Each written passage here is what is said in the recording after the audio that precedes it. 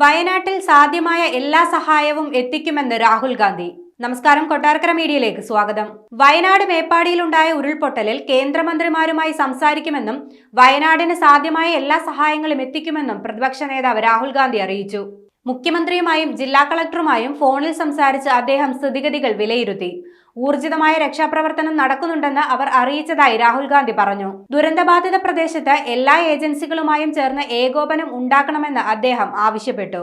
ദുരന്തത്തിൽ അഗാധമായ വേദന രേഖപ്പെടുത്തിയ അദ്ദേഹം എല്ലാ UDF പ്രവർത്തകരും ഭരണകൂടത്തിനൊപ്പം ചേർന്ന് രക്ഷാപ്രവർത്തനത്തിൽ പങ്കാളികളാകണമെന്നും ആഹ്വാനം ചെയ്തു.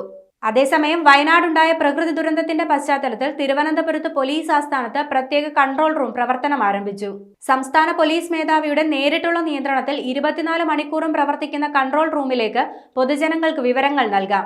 രക്ഷാപ്രവർത്തനത്തിനായി കേരള ആംഡ് പോലീസ് 4, 5 ബറ്റാലിയനുകൾ, മലബാർ സ്പെഷ്യൽ പോലീസ് എന്നിവിടങ്ങളിൽ നിന്ന് പോലീസ് ഉദ്യോഗസ്ഥർ വയനാട്ടിലെത്തും.